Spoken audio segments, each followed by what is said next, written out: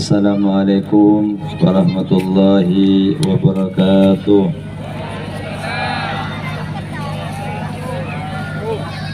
Alhamdulillah. Alhamdulillah alladzi ja'alana min ummati Rasulillah wa akramana bisabab wujudi Rasulillah. Wassalatu wassalamu ala sayyidina wa habibina wa tabibi qulubina Muhammadin wa imamina Muhammadin wa ala alihi wa sahbihi ajmain, amma ba'd. Yang saya muliakan para habaib, khususan sahibul wilayah, sahibul majlis Nurul Huda, akhina fillah Al-Habib Idrus bin Abdurrahman Al-Kab, mata Allah fi tuli hayatih wa sallallahu yukassir amthalah. Wal Habib Fuad bin Abdullah Mulahilah, mata Allah fi tuli hayatih. Dan kepada para tuan-tuan guru dan para sesepuh yang ada di kampung ini, Haji Surani, Haji Sudali, Kepala Desa Tungkap, Kepala Desa Gunung Batu, yang mana mereka semuanya mendukung di dalam menjalankan syiar Nabi Muhammad SAW. Kita doakan mereka semuanya panjang umur, sehat badan, dapat menjaga kampung ini sehingga Allah mengeluarkan daripada kampung ini keturunan yang soleh dan solehah. Dan mudah-mudahan Allah Subhanahu wa ta'ala menjadikan kita semuanya manusia-manusia yang tahu cara mensyukuri nikmat yang Allah Subhanahu wa ta'ala berikan kepada kita. Tadi Habib duduk sama Haji Abdurrahman, beliau mengeluh tentang keadaan ada yang di YouTube pecah belah kaum muslimin muslimat.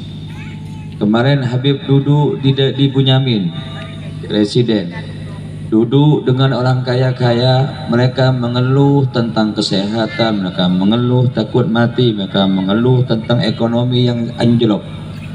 Habib duduk dengan manusia-manusia intelektual, mereka bingung karena di Indonesia ini saat ini pajak makin naik. Bagi mereka yang beriman tidak perlu bingung, dan ini bawa pulang.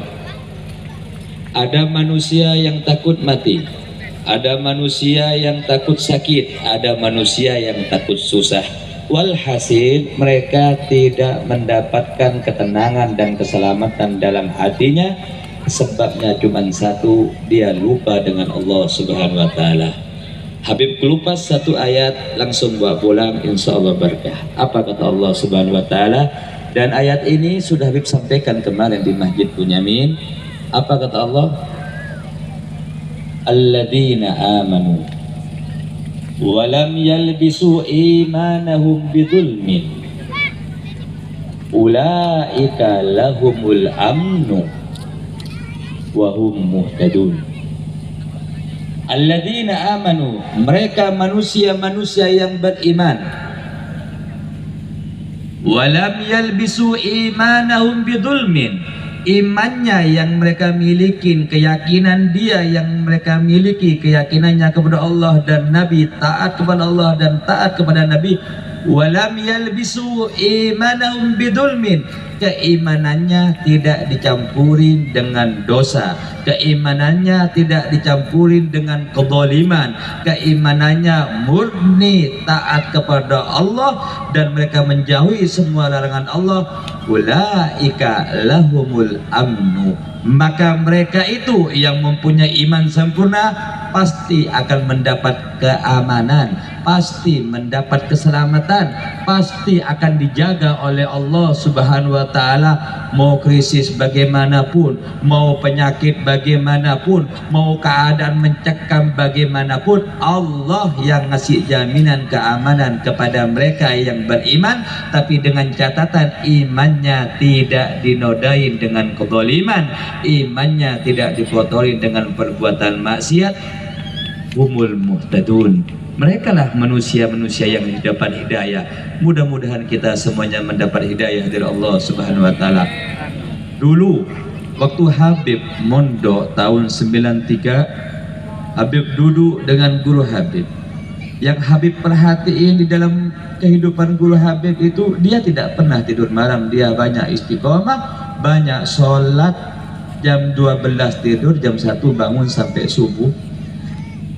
Yang diajarkan oleh Habib Hasan kepada saya bagaimana mendapatkan keberkahan ilmu. Ternyata keberkahan ilmu itu mudah. Ketika Anda dikasih otak sulit untuk memahami ilmu agama, Anda sulit masuk pondok ke sana sini, pulangnya ilmunya tidak bermanfaat, tidak barokah, itu penyebabnya satu, dia kurang adab, kurang membersihkan jiwanya. Yang kedua, kalau memang ilmu kasab tidak mendapatkan, ngaji tidak paham-paham, mondok pulang nggak jadi apa-apa, maka ambil alternatif yang kedua, dan ini janji Allah pasti benar. Ittaqullah wa yu'allimukumullah. Lihat ayat ini. Takwa kepada Allah, taat kepada Allah, Allah yang akan mendidik, Allah yang akan mengajari. Yang kedua, ketakwaan itu akan Anda dapatkan kapan? Tengah malam. Jangan sampai tidur di tengah malam, bangun. Habib itu, Bu, dikasih resep sama guru saya. Kerjaan saya dulu di pondok itu membuang sampah. Itu kalau ada keran rusak, ada apa, itu saya perbaiki. Saya ganti, kalau ada lampu rusak saya ganti. Kalau malam saya membuang sampah, saya cuma tafakkur, ya Allah, kok bisa ini manusia mulia? Kok bisa dia tuh mudah ketemu dengan Nabi Muhammad? Bahkan di dalam Sajaratul Yakin, di dalam kitab Sajaratul Yakin itu diceritakan ada seorang santri bodoh, goblok, sulit paham, cuman dia sabar, qalbun salim. Akhirnya dia bermimpi berjumpa dengan Nabi Muhammad, mulutnya disuruh buka dan diludahi oleh Nabi Muhammad, maka anak itu besok paginya menjadi pintar dan cerdas. Alhamdulillah, Habib sering diludahi oleh guru saya, Habib Hasan. Makanya Habib barokah.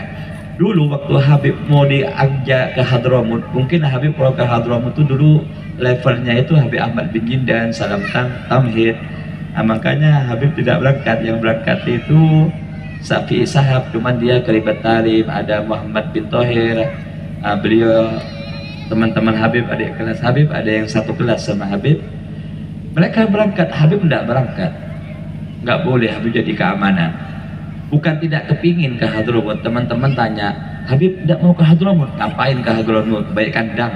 Kakek saya capek-capek dah ke Hadramut, yang gersang ke Indonesia dingin, enak mau ke Hadramut. Nggak mau anak. Tapi tidak boleh ngomong gitu, barokah hatinya. Siapa yang nggak mau ke Hadramut?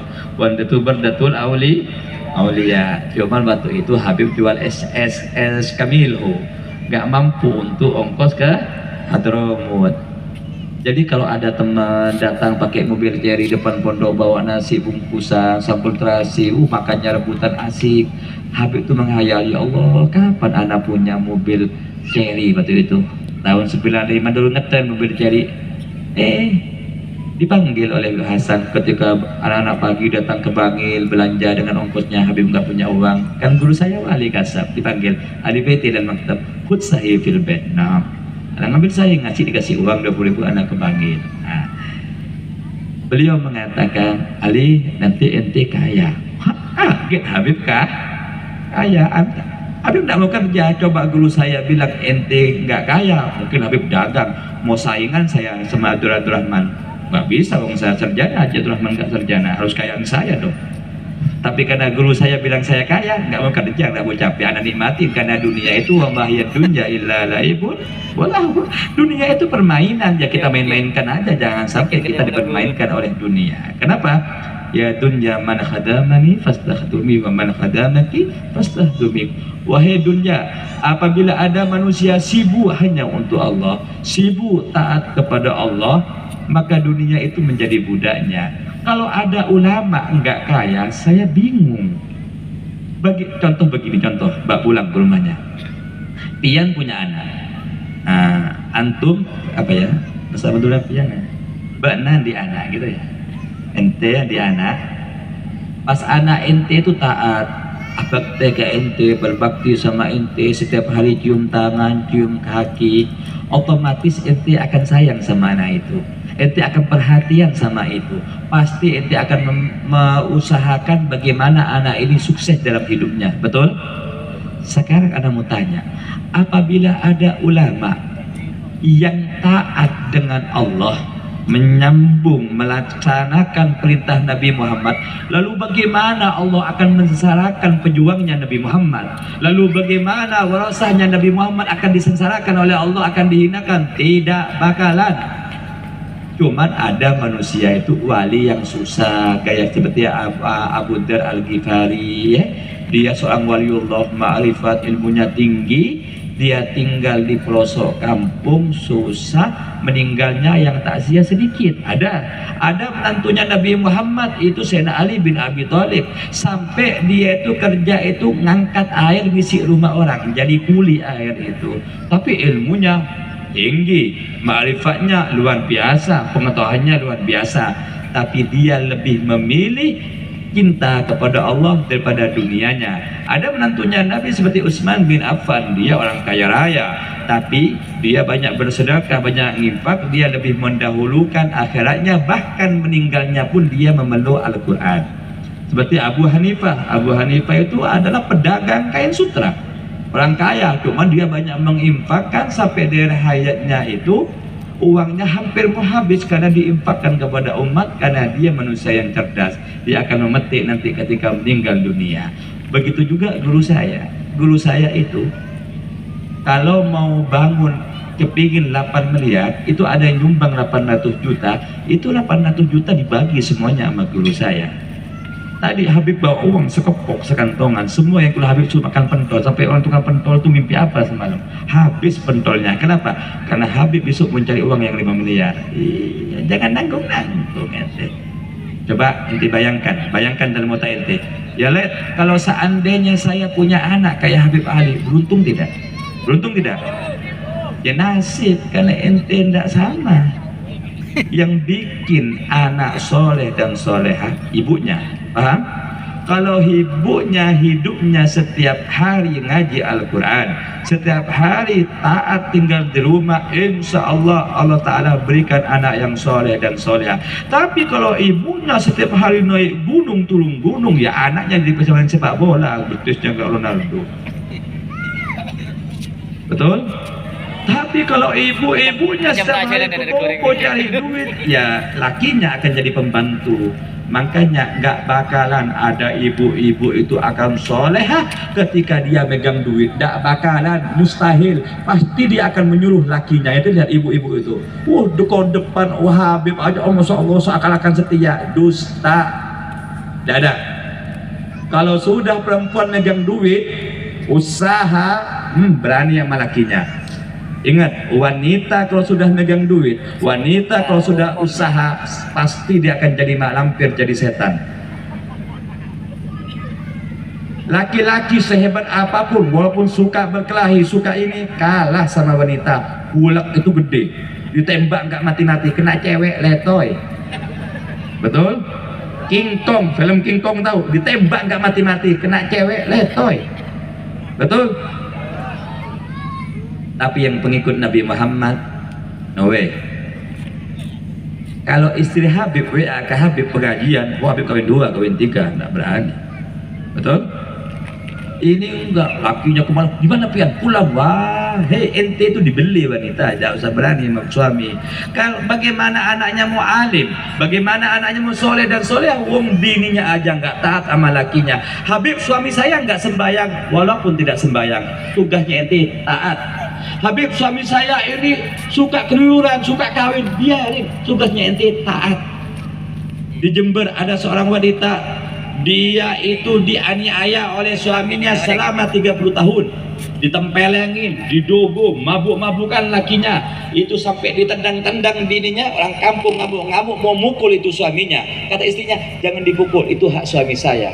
Selama 30 tahun dianiaya, itu ibu meninggal dunia. Ketika meninggal dunia, setelah meninggal dunia, lalu suaminya selama 30 tahun langsung diadab oleh Allah kena penyakit lumpuh.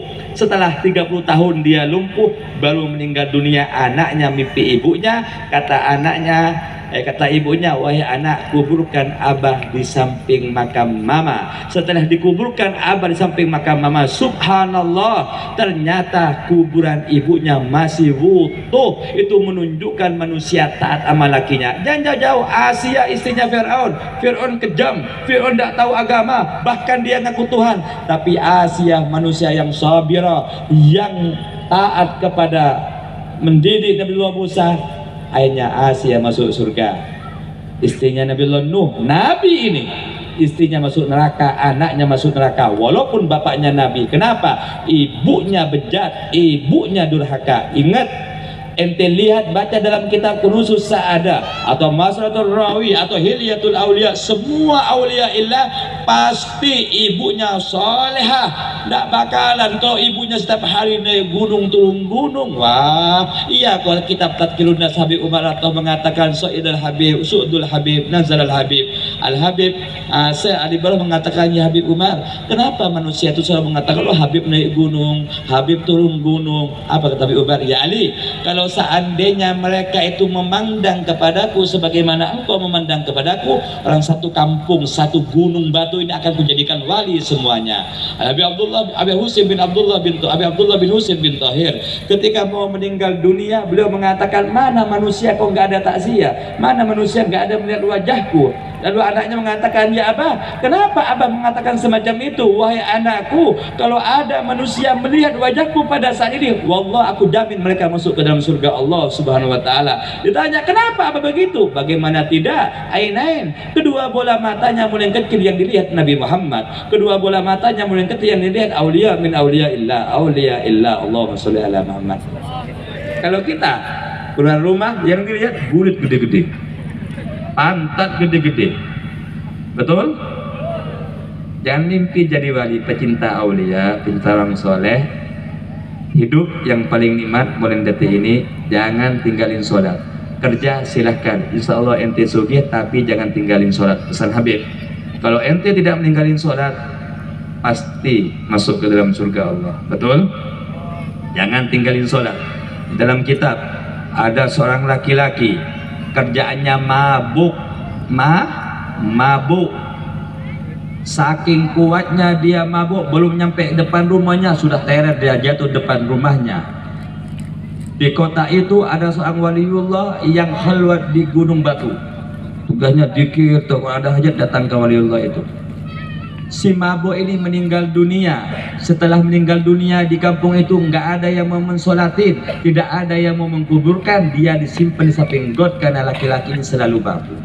Tapi subhanallah, orang yang dari gunung halwat wali min aulia illah tersebut turun menanyakan, apakah di kampung ini ada yang meninggal dunia? Maka orang kampung mengatakan, gak ada yang meninggal dunia. Tidak bisa, saya tidak bakalan salah, pasti ada yang meninggal dunia. Setelah diusut demi usut, ternyata ada orang pemabuk tadi meninggal dunia yang di got. Lalu oleh waliullah itu, orang kampung bingung, kenapa wali ini turun kampung itu. Dipanggil, mana istrinya suami ini? Didatain, wahai ibu, amalan apa yang dilakukan oleh suamimu? Orang kampung sudah tahu, wahai wali, dia ahli mabuk. Tidak, aku gak tanyakan itu. Ini sudah diampuni dosanya oleh Allah. Aku ingin tahu amalan apa yang dilakukan oleh orang ini. Jawaban ibunya, dia cuma punya dua amalan, wahai waliullah. Walaupun dia raja mabuk, suka mabuk, tapi dia tidak pernah meninggalkan sholat berjamaah. Dia selalu sholat berjamaah, habis sholat dia mabuk, teret sampai depan rumahnya, dia mabuk, tidur. Yang kedua yang dia lakukan, kalau ada anak yatim, maka dia ngasih makan anak yatim. Dan kadang-kadang anak yatim dibawa ke rumahnya, disuruh tidur di ranjangnya, dia tidur di bawah. Oh pantas Allah Ta'ala mengampuni dosanya orang itu. Walaupun ahli mabuk, tapi dia masuk ke dalam surga Allah, masuk ke dalam sabda Nabi.